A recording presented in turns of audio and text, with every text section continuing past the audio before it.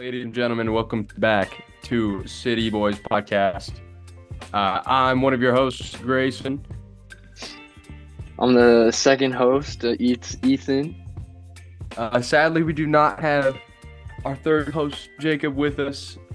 Scheduling issues. Like a baker, he's got to get the bread. What was it? What did it say? Some line burst or some shit. Yeah, crazy. Construction at 8 p.m. is nuts, but hey, power to him. Once this podcast starts paying, we'll have Jacob on here full time, no doubt about it. Yeah, we just got to get him on that salary. We'll be fine. But guys, we had a pretty interesting game for City this past weekend against FC Dallas. Ended 0-0.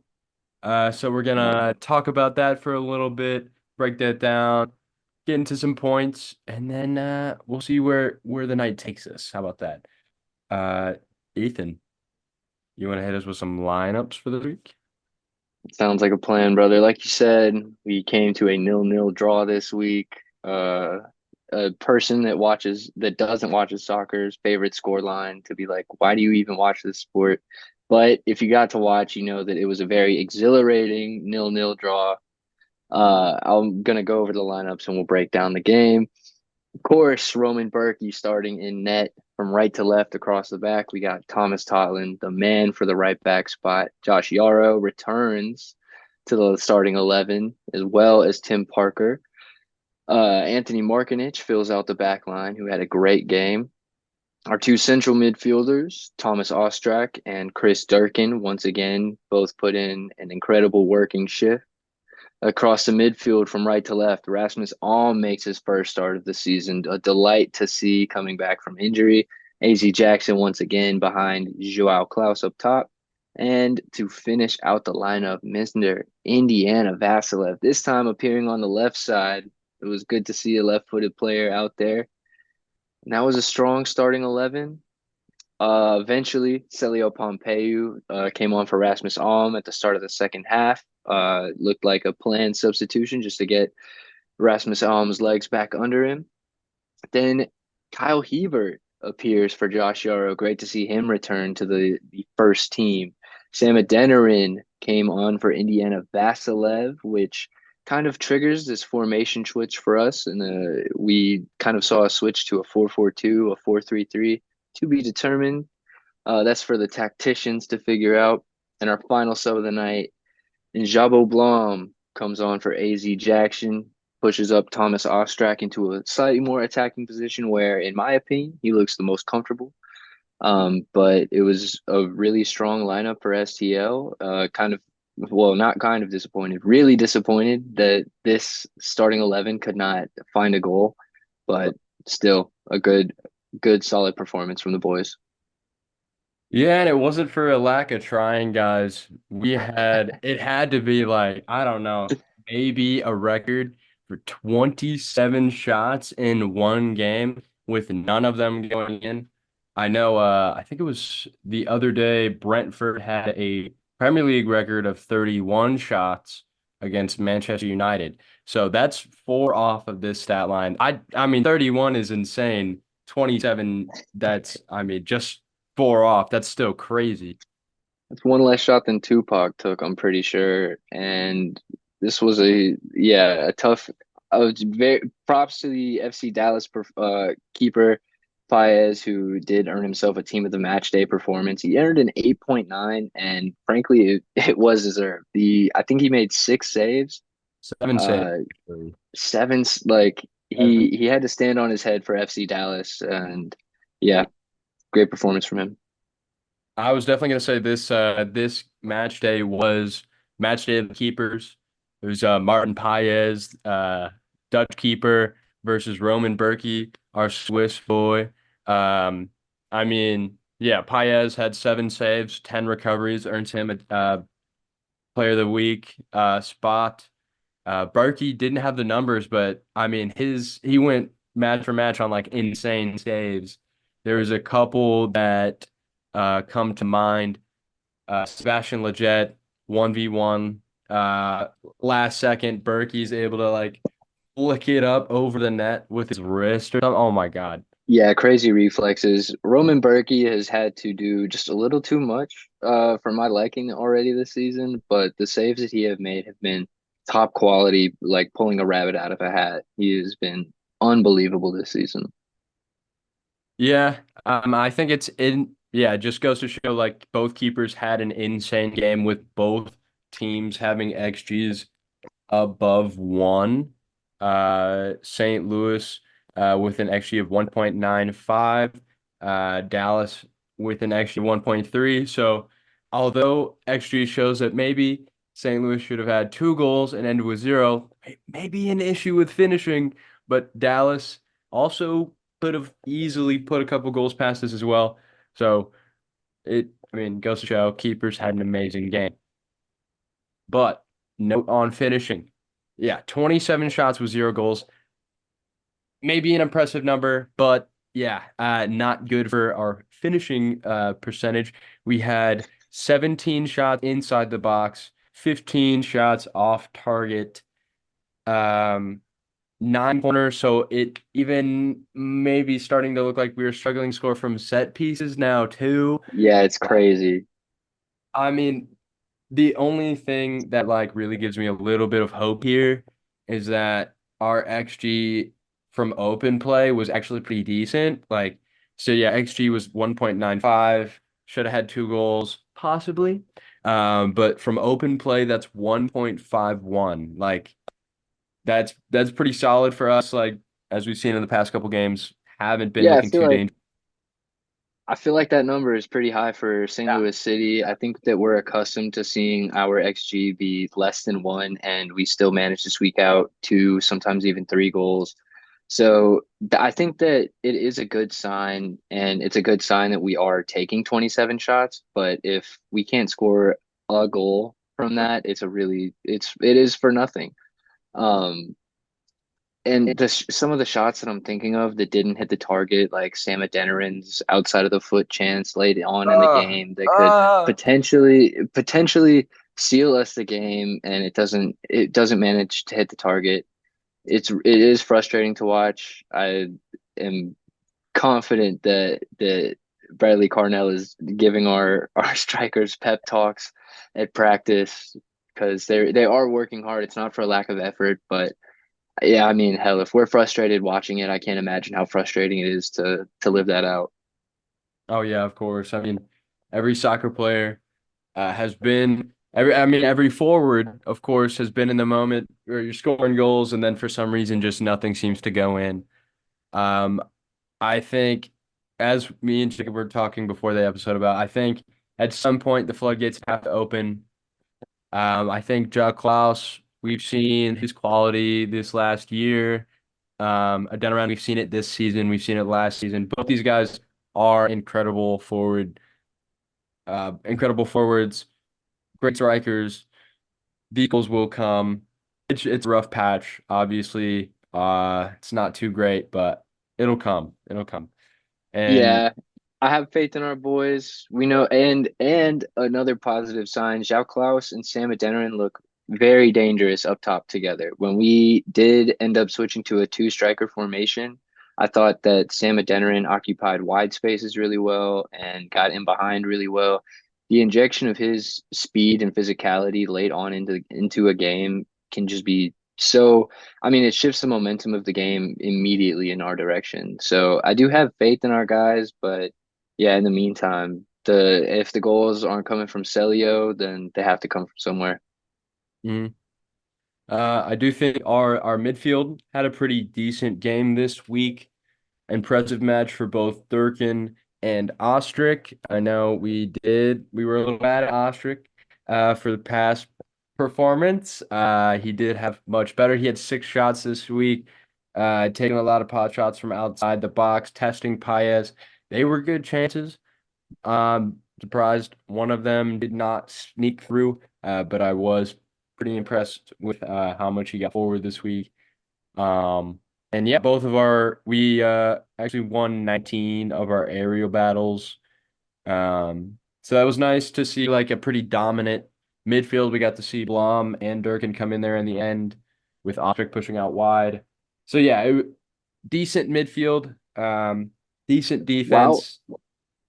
while we're missing Lovin, it is almost satisfying to see a good midfield performance. I think that a lot of teams have noticed that he's gone and are trying to exploit that hole that he's left. But I think the work rate of Chris Durkin, especially defensively, has filled his shoes. And while Thomas Ostrak isn't quite as quality the player that Edu is, I think that in games like against the LA Galaxy and in this previous FC Dallas match, we've seen that he can be at the very least an attacking threat, which when paired with Indy and an informed AZ Jackson, I think is lethal. But it does show that we are missing Edu. If I'm naming four players to fill the shoes of one, I think that it says a lot. What do you think about AZ's performance this week? I can't say that I rate it too highly. Let me see. On Bot Mob, he earned a 6.8, and I think that's even maybe slightly generous. Unfortunately, we're not kind of seeing the same type of threat that I think that he provided last season. Um, on the ball, he looks slightly less creative. I don't see him creating the chances that he did, but I think that he has flashes of moments, and I think that he's one of the only players that Carnell is really giving a consistent chance to. So I can kind of appreciate that. But with that being said, I would not be upset to see Celio consistently in the starting 11 over AZ. What do you think?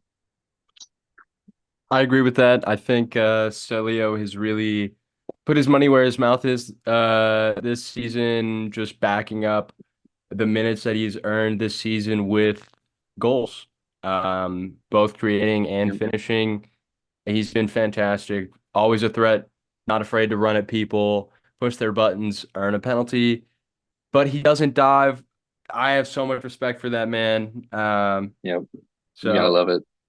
yeah, in my mind, I love AZ. I've always been an AZ fan. I have a poster of him here in my room. Dude's a baller. Real fan. I think uh I think he needs a break. Personally, I think it would benefit him to like have a break, a little time off the ball. Um, I'm not saying like we he doesn't need to see the field the rest of the season. I think maybe he just needs to take a couple games, maybe some late subs. Maybe we'll throw him in starting position, but he's always like such a fiery energy off the bench. I don't disagree, man. I think that he could fill that role that Celio kind of played early on in our season and late last year, just that kind of spark plug to come off the bench at the same time as Sam and inject some energy into the team. I think that one of the reasons why Sam is so effective coming off the bench and why AZ could be just as effective is the fatigue that teams are feeling in the last quarter hour of matches against us. Mhm. St. Louis City has a great habit of running teams ragged. And so I think that is when AZ could do some real damage, is when players have those tired legs, causing players to cramp up and sliding in that slide rule pass to get João Klaus a goal. I mean, imagine you just had Durkin run like 6 miles around you. And then you got AZ coming off the bench just fresh, ready to run like 20 more. Like, Yeah, that's a midfielder's nightmare. I would not have wanted to be Delgado or Fraser in that game. And I do want to give credit to the DC or the FC Dallas midfield. I thought that both Fraser and Delgado had good games. Paul Areola, which kind of to be expected, had a quality match. But yeah, I would like to point out that Celio did embarrass Areola at a couple little moments in the game that I think I have a clip on my phone. I'll throw it in here. It was pretty nice. Just I got like a fan view of someone just between Areola and Celio doing dueling, and it was nice to see that our little dude can face up a nice MLS vet. Uh, yeah. While we're on the topic of Paul Areola, I want to give a shout out to Anthony Markinich, who the young lad making like still, in my opinion, getting his feet under him in the MLS, going up against an MLS and U.S. men's national team veteran and Paul Areola and Sebastian Leggett was running up that side. So two veterans really. And I think that Indiana Vasilev is a great wide midfielder and tracks back defensively, but Markinich held his own in those situations. So I just want to give him his props and just yeah, give him his flowers. Our defense has had a few shaky matches in a row, so I know it felt good for him to put in a performance of to be proud of. Yeah, I was a little bit I was impressed with how our defense looked this week. I'm glad we didn't leak a goal. There's a couple moments where we did, as we've mentioned in the past, just lose a little bit of focus and people are able to sneak in behind. There's a chance real late in the game where they could have easily like snuck a 1-0 win past us. So yeah, just keeping our heads down, knowing where our runners are.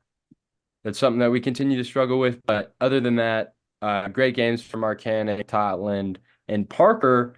Yarrow with a uncharacteristically shaky week, Hmm. but that didn't reflect on his passing. Still had a fantastic game in when it comes to distribution. Uh, but yeah, lost a couple aerial duels, had a couple shaky moments. You know, nothing too crazy. He did get subbed out in the 63rd for I believe Kyle Hebert, which Yeah. isn't the greatest um backup in my mind, but he had a fine night. Yeah, I think even though Kyle Hebert maybe isn't the top MLS center back, it wasn't bad to see him get back into the team, and it wasn't necessarily a drop in quality. But yeah, I think I'm looking forward to when we have our two rocks, Tim Parker and Joachim Nielsen, playing at full strength. Just because with our outside backs looking this strong, I can't wait to see a full strength St. Louis City defense. I've given Totland enough credit, but I can't stop. He's a warrior, getting kicked in the head against LA Galaxy, coming back, then like staying in the game, then just putting in two consistently good performances after that. He's so good at getting up the field. I love when Totland overlaps and gets that through ball. Is he going to take on the player? Is he going to send in a deadly service? He's an exciting player to watch. So our defense is thankfully not conceding a goal this week, but still not at its best. Mm. I did want to take a little moment to take a look at the possible future of what St. Louis's attack could look like. There's been a lot of talk in St. Louis's social media pages, specifically on Facebook and Twitter, about St. Louis needing a DP, another designated player. Now, Interesting talks. we have mentioned this a little bit in the past. We mentioned, I mean, of course, some big names like Marco Royce. I don't know if Bobby Firmino has Bobby coming up Firmino, before. that was a fun little experiment. There's a tie between him and Lutz. I would love that actually. I kind of forgot about him existing in that little tie there, but he plays in Saudi Arabia and he's Yeah, having he a good chose time. Saudi. He's having a good time. So, if he ever wants to switch up, You come know, to I league. heard that this is a total tangent, but I heard that the average attendance in the Saudi league is under 10,000 fans. There have been some matches played where there are less than 1,000, and I can't. I've never been at Anfield, and I've certainly never played at Anfield, but I can't imagine the difference of going to one of the most historic atmospheres in the world, not just the Premier League, to less than 1,000 fans being at your game. Listen, I don't know if Bobby will ever hear this, but Bobby, if you ever want an atmosphere like Anfield in a beautiful urban environment, this is the place for you, St. Louis City. We have a roster spot for you. I'm sure Lutz can make it happen. Anyways, go on, Grayson. Tell us what we need. If there's any proposal that's gonna get him here, it's gonna be that one. That was prime. That was prime. Now, I bring this up because I've seen a couple of names linked with St. Louis City, thanks to a couple tweets. This one specifically coming from Manuel Veth, making its round on St. Louis Twitter. As reported, I don't know who reported this. As reported, City wanted to sign Cedric Touchert in January, but the deal collapsed due to Hanover's financial demands. He'll be a free agent in the summer, however. Um, there have been no concrete talks about a deal. Of course, with I mean, getting him free in the summer would be pretty massive. He looks like he's rated to be around a $2.7 million player. Um, $2.6 million. A little bit of breakdown on him. He's a 27-year-old German striker playing in second division, Bundesliga 2. 6 foot. This season he's got 11 goals and 1 assist. Yeah, decent player. He's got a good shot on him. Decent. A little bit of creative side to him. And he can play in multiple positions. Plays striker, but also can play attacking mid and left wing. Both nice little positions that St. Louis could fill. Okay. But so that's one name. Also in that tweet, they mentioned there's 6 possible names that St. Louis are looking at. So I I just picked a couple other guys that I think could be those filling out that list of 6 strikers. I've got three Let's more. hear it. I got 3 more for you. They're all from Bundesliga 2, just because I think that, of course, with Lutz's familiarity with the German football system, I think we're sticking to the Bundesliga side. Bundesliga 2 is a little bit weaker than MLS in terms of strength, but um, that's where we got Leuven. That's where we got. I know. I don't see why it couldn't be a great recruiting ground for the MLS. And I think that almost like the MLS, the Bundesliga 2 is full of those kind of like diamonds in the rough where it's usually a player that you haven't heard of, probably not a big name player, but definitely worth the few million that we can afford to pay them. Yeah. So just gonna throw a couple names out, starting with probably the uh, least likely. This gentleman coming at a market value of 3.2 million. That's the reason why I don't know if we'll be able to afford him. Is Marcel Hartl. He plays for St. Pauli in the second division of Germany. He is their number 10. Um, I decided to go with a number 10 who can play. He plays striker, but he wears the number 10. He does have 15 goals and 10 assists. This dude is lethal as well as creative. Um, he's much more of a more creative player. He averages an 8.0 rating. I Okay. think this guy's market value is probably going to shoot up. So I don't know if he's exactly the type of player St. Louis is looking for. I think we have a beautiful number 10 with Edward Leuven. I don't know if we Mm. need that, but we do have a lot of injuries, so it wouldn't hurt to have a player who could play a 10 position as well as a couple others. Yeah, I would not hate someone that can also fill in that kind of creative player role. And then coming down to my 2 personal favorite options, I'm gonna start with one. Uh, my second favorite option, we got Ragnar eight or at Ak or eight H-E, I don't know. Um, a little bit undervalued in my mind. He rocks a $2 million price tag, so he is definitely the cheapest of our players. Brother's got 15 goals, 0 assists. He's not that creative player. He's a number 9. He will Kobe Bryant in the soccer field. bro. He has a little bit of a creative side to him, but he's he's proficient in finishing. All of his goals have come from inside the box. He wins Okay. 91% of aerial duels. This dude is a monster in the box. He's 6 foot. He's like not even crazy tall. My guess, this dude is just like a freak. I think he's Some A crazy athlete sounds like exactly insane. what St. Louis City needs. The And this I is think that 25, 25. okay, so he's not old, but he's in it. He's hitting his prime. He's hitting his Yeah, prime. wheels are turning. Um, Last but not least, this is my personal favorite for St. Louis City. St. Louis City, everyone knows this growing up. In St. Louis, we have a massive Bosnian community in St. Louis, and they love soccer. Yep, Um, big they're time. some of the most passionate fans I've ever seen.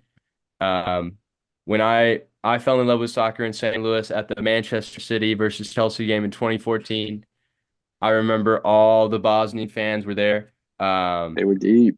They were rolling deep for their I boy. remember I Never remember letting that in down. the early 2010s, Bosnia played Argentina in St. Louis, Mhm. and I think that that was one of the most massive soccer events in St. Louis. I feel like that is one of the early dominoes that started an MLS team getting to St. Louis.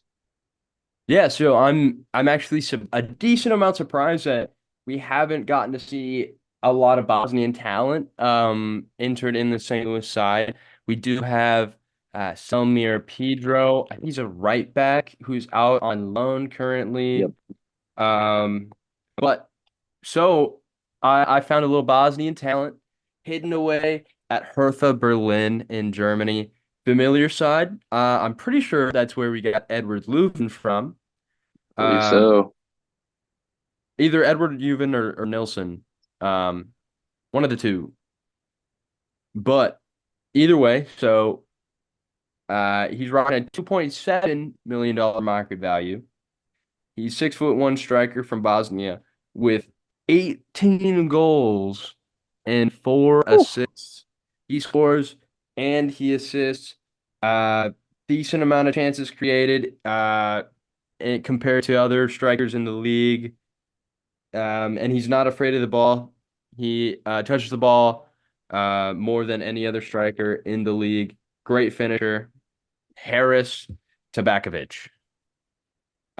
That's my personal favorite sign for St. Louis City. If we're looking for a striker, I personally, I'm not super. I don't know if St. Louis need to spend big money on a striker. I think there might be other options. You know, as far as big money goes, I think that I would agree with you. I don't think that he necessarily needs that. Like, we don't need like a $5 to $7 million player, like someone, um, oh, like Lucia Costa. I don't think that, St. Louis needs to take someone from the reigning MLS player of the year, someone like that. But something that I've mentioned in the past about St. Louis City is being impressed by their depth. And the striker role is probably the only place that we don't really have a third or really fourth option. And Especially if if we're Big playing the Sam, 4-4-2. yeah, if Big Sam and Zhao Klaus are both getting clocked, then it's gonna make that a lot tougher. Grayson, I'm going to give you my short list of players, and it is a very short list of one player. Let's hear it. Um, So on St. Louis City SC, we have a defender who we've talked plenty about today. His name is Anthony Markinich. A little known fact about Anthony Markinich is the guy has a twin brother. And I say little known because I just learned this earlier, but the guy has a twin brother and they got to play together at in college at Northern Illinois. I think that's just pretty incredible. Uh, so his twin brother, Nicholas Markinich, is a left-footed striker, wouldn't you know it, playing in the USL for the Charleston Battery. I know that he spent a little bit of time with FC Cincinnati, who ended up just not seeing the value in him. And late last year, he started being really productive for the Charleston Battery. He's off to a really hot start this season. So I'm just saying, I don't see why we can't see a little brotherly love on St. Louis City. Why not give the man a chance? and let him get his MLS feet under him. I think that it's not exactly the big sexy name that we're expecting, but yeah, I think that he could at the very least bring a little depth to our roster. In my mind, I think that would be the perfect signing in St. Louis City's situation, compared to a big money signing, specifically at the striker position. I think that St. Louis already has two MLS worthy strikers, in Yep. João Klaus and Big Sam Adeniran. I think getting in someone young, someone hungry, who's gonna push the boys, who can sneak some goals in, um, and really take the MLS by storm. I would love to see a player from a second division in America get their chance here, and especially having me Markinich brother would be really sweet. I know, right? I just think that first of all, what a cool story that would be to play together in college and then eventually in the professional league. And I think it would just work out really well for St. Louis City. His Nick Markinich scored 13 goals and 4 assists last season. So, he's one of the top attackers in the USL Championship, which in terms of quality isn't super close to the MLS, but uh, we've we've actually lost to a USL team. Our second team lost to Lou City in the Open Cup last season. So, or 2 seasons ago, before our inaugural season. So, I'm just saying, I think that there's maybe a low key option there. Yeah, especially if we do sign a, a cheaper option, that means we can reinvest those funds elsewhere in our squad that could use a little help. Say like a right winger or some other sort of like attacking option, or even, strengthen up the defense a little bit. You never know. We've experienced some already weird times with our defense this season, like Joaquin Nielsen getting a broken rib. Mhm. Okay, I guess so. Yeah, we don't So, exactly have.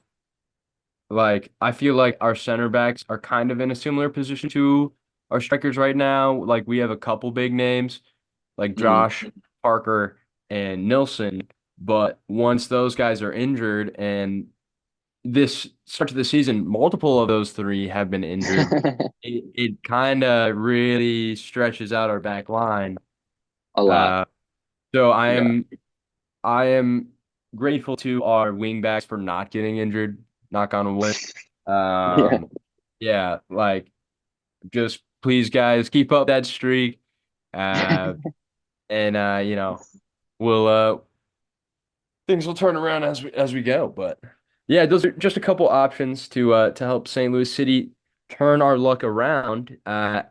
And hopefully that'll come soon because we do have a pretty important match coming up this week against a familiar opponent in Austin FC.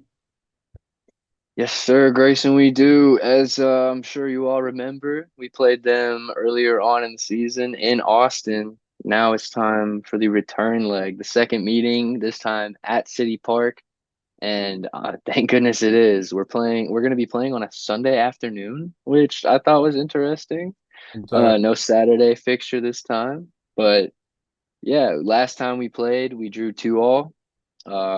Thanks to some late heroics from Celio. mhm. And yeah, this right now, this is a 50-50 matchup in my opinion. It's really, really difficult to pick a winner. What do you think, Grayson?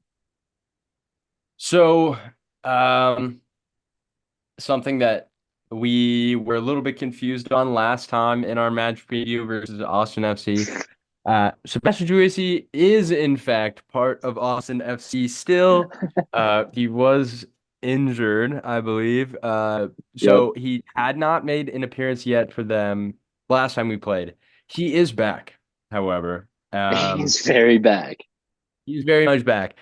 Last week, he, stamped his arrival with a man of the match performance against San Jose, match ending 4-3. Him scoring in the 101st minute. As To late as it gets. Yeah, about as late as it gets. I'm pretty Um, sure that was the last kick of their game. Pretty sure, yeah. But yeah, dude is he heard us talking shit and he's ready for revenge, dude. I'm a little worried. Yeah, hopefully he doesn't come out with a vengeance this time. You forgot But about me? like to be fair to them, yeah, Austin FC, I would, they're not necessarily a team in form, but I would say that they're a team with a little bit of momentum. There's nothing like a come from behind victory to put your team in a good place. I'm sure that they'll be working out how they let 3 goals in against a very subpar San Jose side. Although, yeah, getting a late winner like that can really spark some belief in a team, and that's the kind of belief that you need when you're coming to play when you play St. Louis anytime, anywhere, but especially at City Park when you know the fans are going to be the 12th player for St. Louis City. Yeah, I think when it comes to Austin, they have a pretty decent creative offense. Their defense isn't looking too hot, but their keeper, Stuver, he's a baller. He's kind of a match winner for them. And so I think, their back line, they do have Cascante, Chris Cante, that's what I called him last time. Trasante. I think St. Louis has potential to put some of the goals away as long as, you know, this could be the week that the floodgates open for Klaus and Sam, fingers crossed. I want to see some goals for St. Louis. Otherwise, I think this game could go very poorly for us. It could go really either way. Um, Yeah, before the episode, Grayson, we were talking about how we feel like we just really want to see that one St. Louis City game where they pop out and they score like 4 or 5 goals. And as I'm looking at the head-to-head record between Austin FC, our first matchup, we played them in Austin and we won 3-2. Our second matchup, we played them in City Park and we won 6-3. So I'm really hoping to see a repeat of these fixtures last season because St. Louis City could really use a game where each striker hits the back of the net a couple times and other players find the back of the net, especially in the run of open play. That's something that definitely needs to come. And another not necessarily weak point for St. Louis City, but a point where we could improve is set pieces. I feel like we have definitely not been as dangerous as last season on set pieces. mhm. So if we could find a way to, actually now that I say set pieces on both sides of the ball, we nearly conceded to FC Dallas on a set piece in last game, but thankfully our retired U.S. men's national team defender Omar Gonzalez was offside. So like honestly, we got bailed out by that. In general, our set pieces need to be better. It would be awesome to see a goal from open play and from a set piece this match. That's really what I'm hoping to see in this game. Yeah, I think Austin FC versus St. Louis is always going to be pretty fiery matchup. Two pretty young teams trying to build and get their first championship each. Yeah, I think it's definitely going to be a pretty fun, fiery matchup. Uh, should we hit them with some match predictions? I mean, I think we got to. I think we got to. I'm definitely expecting a barn burner. I'm gonna go. I'm gonna go for 3-2 St. Louis City. I think that we're going to jump out ahead early. Austin will answer with 2 goals, and we'll close it out early in the second half. Okay. That's my prediction. Oh, okay. To score, I'm gonna say Big Sam. I think Big Sam is gonna make an impact this game. Get in the goal column. He looked so dangerous off the bench last week. I'm honestly surprised he didn't come away with 2 goals in that Yep. game. We've seen how crazy good his left foot has been, and it was just uncharacteristically not there. So I think he will be back next week looking better. Hopefully, we might be able to see him in the starting lineup. I wouldn't mind seeing that change, having him back. Maybe Klaus and him together. I don't know. Yeah, that's what I hope so. What do you got, Greg? So score line, I think it is going to be a high scoring game. That always seems to be against Austin FC. Um, ooh, this is a tricky one. This is a tricky one. It is I think I'm gonna go with a two to hmm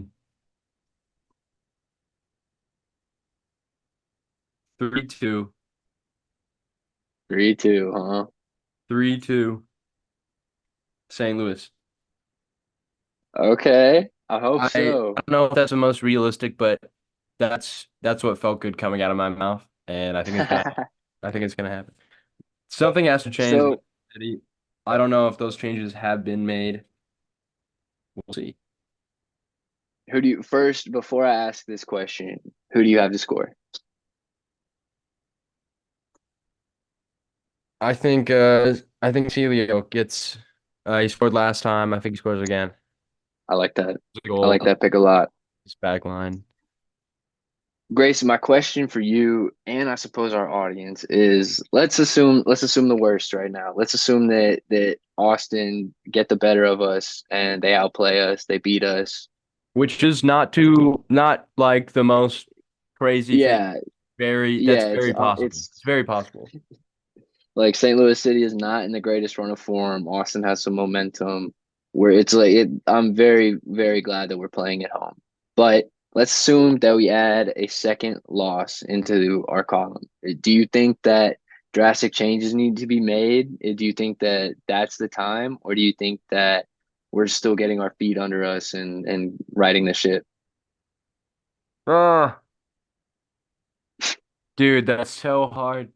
By drastic change, I know we're talking managerial, are we not? I mean, it could be it could be one of the drastic changes. I feel like it could be a drastic formation change.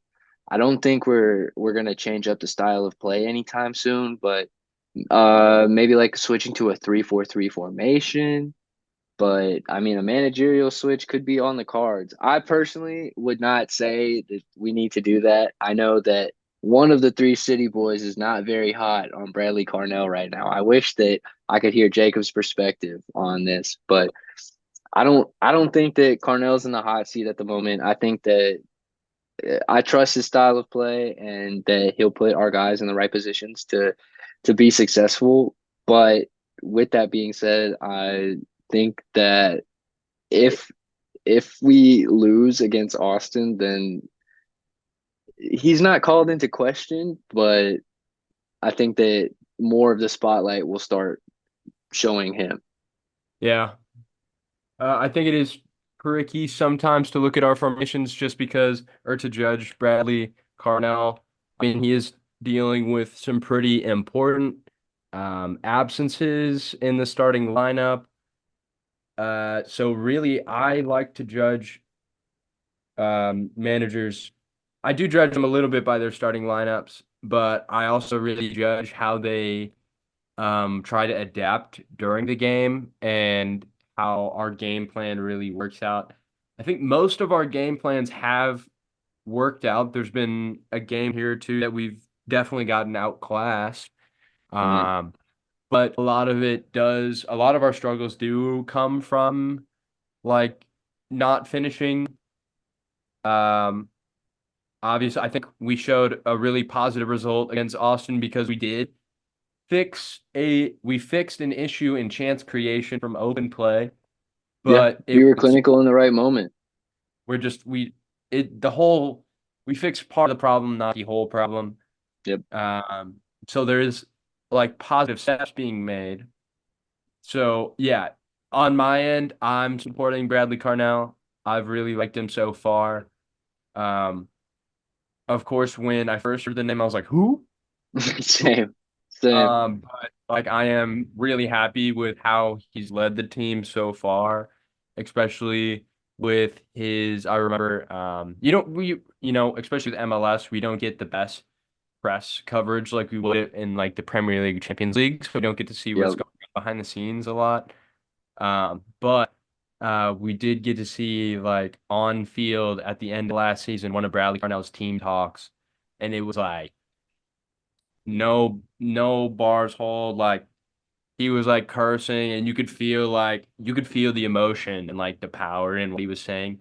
So Yeah, I his head's in the right place. Um, I think there's a lot of issues that need to be fixed with City. For now, I think he is the right guy. So I don't I know. will say personally, I'll ride Judge. for Carn. I'll ride for Bradley if they think that he's the right. If especially if Lutz thinks he's the right guy, then I'll ride for him just because I mean, since we started this podcast, I've started listening to our post-match press conferences, Mm. and I look forward to hearing Bradley Carnell. I think that he has a very unfiltered opinion about how our team played, how the other teams played, how the game, how the outcome of the game, how it was refereed, and it's good to watch. It's there's no doubt that he has a passion for St. Louis City, and I do love that. But with all that being said, I think that also potentially he set a high standard for himself, hasn't he? I think it's playoffs or bust for St. Louis City. I think that is kind of the expectation, and I know I don't want to see a first round exit once again. So it has to be progression from here, and not to say that he's out of a job if that doesn't happen, but yeah, that is the expectation right now. There's also something else that I would like to also call into question, is how the was it the Champion Cup went versus Houston Dynamo? I know the channel hadn't really Yeah. existed. We made the channel for match day two, so we missed that like entire series with Houston Dynamo. We were a little hesitant about figuring out if we were going to talk about it at all. But I mean, it was pretty important. I almost like forgot it existed. But for those St. Louis fans who don't remember, we lost Yep. two legs to Houston Dynamo. Um, we tied the first match, I believe, 0-0 or 1-1. Or no, we won the first match, right? I think we We won won the the first first match two to match and one. then yeah, we Lost. lost the second match, Yeah, which so we eliminated us from the cup. and lost on away goals, which is kind Yep. of like a like stupid fucking way to lose, but still like we didn't manage the game properly. We ended up losing, even though we won the first leg. Super disappointing, but another like another L in like a tournament kind of situation. So, Mhm. I mean, I don't know. I mean, Well, we're it over it 2 on first rounds. like yeah, man. It especially hurts because we're not participating in the Open Cup, which is like an entire can of worms that we could open. But without the Open Cup, that's and or the Champions Cup, we're just watching the MLS, and like Sporting Kansas City fans get to watch their team just a little bit extra in the midweek, which like isn't it's not my favorite thing. I would love to watch St. Louis City more. So for a first round exit to be the reality for us isn't great. And regardless of your stance on the Champions Cup and the Open Cup, it hurts to see St. Louis City lose and get eliminated from a tournament. So I'm hopefully we have a successful MLS campaign, man. Yeah. Um, I think the only positive is that St. Louis doesn't have to worry about that midweek matchup, so we do get a little bit of a rest, more time to plan, to just focus solely on the MLS. But obviously, it hasn't exactly reflected in the results as of late. It's still early season, so It more and is. more teams will be affected by fatigue as the season rolls on. Matchups get more congested with these tournament play. I mean, I guess we'll see how things turn out. But yeah, my opinion, no need for change. Even if we do get blown out by Austin FC, if I anything, agree. maybe like, yeah, maybe we switch up some new players, like just really try something new. I don't know. Well, Grayson, it's about that time. Kit Clash is inbound. Ding, ding, ding. What did you think about FC Dallas's kit? It's kind of it's interesting. I'll say that. Okay. Hold on. I need to look at it. So in the past, of course, FC Dallas has turned out some like super famous men's national team players and guys that have gone overseas, such as Weston McKennie, Reggie Yep. Cannon, um, Jesus Ferrero, Ricardo Pepi, like the list goes on and on. Amazing academy. Um, so like they're I don't know. Whenever I think of FC Dallas, I don't really think of too much other than like a solid academy, which is kind of I don't know, bad on me. But like I don't know, their kits aren't super iconic in my mind. Um, Really? like I think that they have some. the badge is Yeah, iconic, but I couldn't really think of like FC Dallas kits like off the man. top of my head. I will say that like the old ones, they aren't like super significant, but I feel like just remember that Advocare advertisement across the front with some like Oh, I'm seeing. very like, not the best kids in the world, I'll say, but not the worst in the league.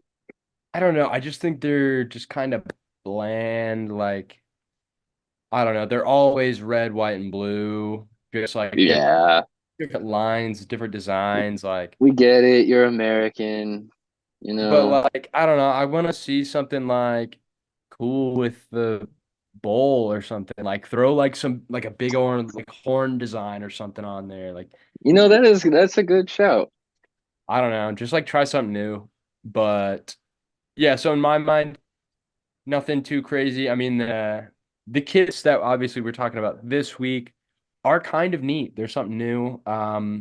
They're like flame decal. Like, I like the more I think about it, it's like it's a Hot Wheels race car. Like that it's is exactly the type of flame that I see too, though. Like it's this just is a high on white kits podcast. Like we like white kits around here, and I'm confused. I'm confused. because it Which honestly the mo doesn't look as that. It doesn't look that bad on field. No, no, but why FC Dallas is wearing this kit? I can't. I'm not a FC Dallas fan, so maybe they can speak to this kit design. But like I don't know. I see fire on the jersey, and immediately I think Chicago Fire. Like I don't know. So apparently it's a throwback kit, but I don't know what they're throwing it back. A fire? Like what? The It's called Dallas Burn. the Burn Baby Burn Kit. Oh, so like an old soccer team, maybe I that think yeah. Okay, okay, has like okay. So the old pictures. history is their team used to be named the Dallas Burn, and they have kind of a sick crest on the back. It's a horse breathing fire, which is cool. Okay, But okay. I'm seeing that. I'm seeing that logo. That logo is cool. I just, yeah, I think it could have been executed better. I just think it's a little yeah, corny. Like yeah, it looks dude, the like a Hot flame kit. Wheels. Yeah, big, big Hot Wheel shirt. So What's your rating? for that, I'm not gonna rate it that well. I think I'm gonna give it like a 5.7. Yeah, yeah, I'm right there with you, dude. I'm gonna go for a 5.5 and really set the average baseline with this kit, just because I do like, it's not a terrible design. I just like if you're not a huge FC Dallas fan, I'd really doubt that you'll get a whole lot from this kit. I do see their home jerseys. The blue that The gradient. the gradient into the red, which I think it looks good, but It I looks. mean, I think that's creative, but It look that's not what they played us in. So for some reason it just like I don't know. I think MLS has we've looked at Adidas kits way too long. I would love to see the league allow every team to their own jersey deal, but MLS would never do that. That's less money in their hands. But I don't know. There's something like so blocky and corporate about Adidas kits now that it like this kit looks like an Apple commercial to me. Like I don't know. I kind of see that, dude. And when you look at a league like the USL or the USL Championship, even which has produced like some iconic kits, like the Las Vegas Lights kits of the past have been like that club alone has like a catalog of kits better than almost any MLS kit, and yeah, definitely better than this one. So interested to see what other kit sponsors could do in the MLS. The NWSL, I'd love to shout out, has some fire, Oh, fire oh, yeah, they are Portland mint. Thorns. Portland Thorns, their like home kit is it's my FIFA kit. It's like it's so fire. Uh Yeah. Put it up. Let's show the NWSL some love real quick because oh my I God. know for a fact that Racing Louisville has an insane home and away jersey. Both, I think the away jersey is like this gorgeous mint green and white, inspired by like old Kentucky Derby jerseys. Man, I would love to see an NWSL team in St. Louis. I know there's so many people around me that would please. also love that. And shout out, we're on the topic of women in MLS. I mean, the first ever female ownership group in MLS is Yeah. the Yeah, city. So that's shout out the That's the women. hometown team. Dude, I've been saying in my like social circles for a while now that women's sports are the future. And with the NCAA tournament that just passed and the I would say pretty meteoric rise of the NWSL, I would not be surprised. I really, really hope that St. Louis City can capitalize on that just because it would be amazing for the city and amazing for the club. That would be awesome. Mm-hmm. What do you think our women's team should be named? Ooh. So we're just St. Louis City. Honestly, when the name came out, I was like, "Oh, that's so boring." But like, the more I love to grow, that it's all about the city. Mm, We're not trying to be mm. or anything. It's about the city. So respect for that. I wouldn't mind if you know the women want to be a little bit more flashy with it, have a little bit of fun with it. I've always liked the fun names, like we had the St. Louis Steamers in the past. It's Yo, like they're steamboats, so classic. that's pretty fun. Um, I don't know. I don't know. I This haven't. isn't super original, but I think the St. Louis Arches is would be cool just because we have the arch Yeah, the and it art. would probably be a cool soccer crest. That is about all the reasoning I have though. I wanted to do. I always had, like the PSG kits with the Eiffel Tower.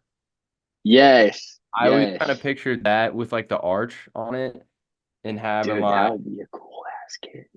I when I was thinking about for indoor team, I also named my FIFA team Nutmeg St. Louis. I wanted to have like a logo where like a dude's legs would be making up the arch and nutmegging him like on the logo. Like I thought that'd be tight. Um, St. Louis City, if you need designers, get at us we're out here. immediately. Um, well, speaking of St. Louis City kids, the MLS actually dropped a brand new pre-match jersey today for St. Louis City. Indeed. Well, actually, all around the league. Yeah. It's the One Planet promotion that they do every season, but I think we gotta rate it, Grayson, because we've done the home and away kits for St. Louis City. Mhm. Obviously, a perfect 10. But yeah, what do you got? What do you got for this pre-match shirt? Uh, Let me see. I'm looking up a photo of it right now. So I think, uh, okay. So it's kind of got, so they're all green, um, which is interesting. I always thought it was kind of strange when the MLS produces these like kits for the entire league. Obviously, this is just a practice jersey, but um, Hmm. like the parlay kits that they have every year. Uh, Nice. they would like release around the league. So it's just like an interesting concept that the MLS does every year. This one I think is pretty neat. It's got like a little bit of a graffiti look to it with the paint drips on all of the flowers. Very spring. Uh, Very spring. it's fun. It's a pre-match kit. I'll give it like a 6 for execution, a 10 for the message. Like planet Earth, we love you. Yeah, man, recycle everyone. It's funny. I'm looking at the way I found it is on the MLS uh, official Instagram account, and the comments are hilarious. Anyone else think this is ironic? Save the planet by purchasing unnecessarily manufactured jerseys. But hey, that's capitalism for you. Yep. We're rocking with it. I do really love the green. Green is my favorite color, so for me, this is a huge hit. Uh, it is very earthy, and they also dropped a couple of other colorways. They have this like beige and like cream and red colorway, which is okay, but really like the kind of like paisley blue that they have for listed as well. So, not the best thing that the MLS has ever done. Although I will say it's not the worst pre-match shirt. In my opinion, the worst pre-match shirt were the Marvel ones from last Oh season. my God, those are Oh, it's atrocious for me. Those Captain America shields are just a rough promo for me. no, I But have one of the ones from the past seasons. Um, oh, you gotta pull it out. You gotta represent. I don't even know if I can find. Oh, here it is. I actually have the LA 4th of July pre-match shop. I thought this one was sick. See, yeah, that's a sick promo. That's a good Also, good way of doing it. Yeah, I don't mind that one. it was like it was legit like a knockoff of that one. Uh, Yeah, just wasn't. I thought it would have been neat if they did like a different hero for every team or something, or maybe yeah, a couple teams, because like just the Captain America, it was just like a little boring. And yeah, it yeah. was it was just pretty ugly.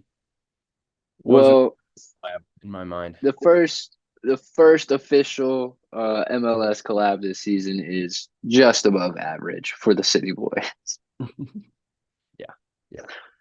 I actually don't hate this blue one. I haven't seen that one yet, and seen No, any. it's nice. Yeah, it reminds me of the ocean, which I'm That's sure they'll do their water promo again like last year, but yeah, it looks great. That's a really bright blue. It's awesome. don't hate it.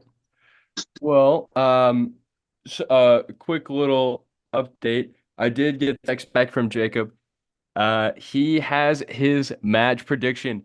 Uh, Jacob hit us with a 4-2.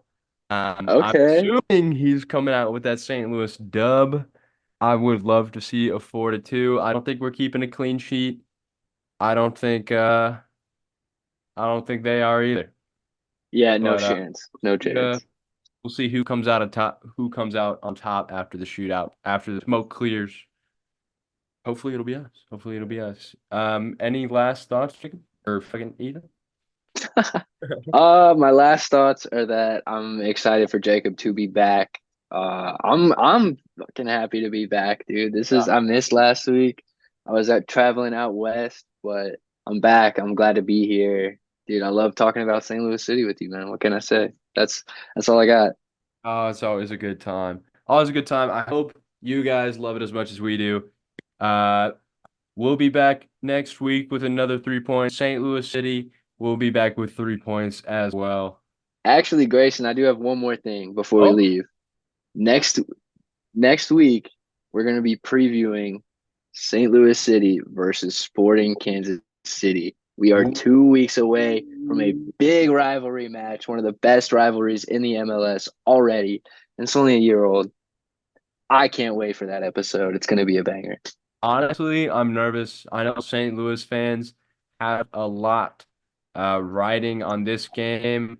I think, if Austin FC is not the game that wakes up our team, surely Sporting Kansas City is going to be the one. No doubt. No doubt about it. I can't wait to watch that game. I can't wait to break it down. I can't wait to recap it. I can't wait to preview it. Everything about it, man. I can't wait. So definitely be sure to tune in next week and the week after. Yep. Surely, hopefully, we'll all be here for that because it's going to be a fun couple episodes.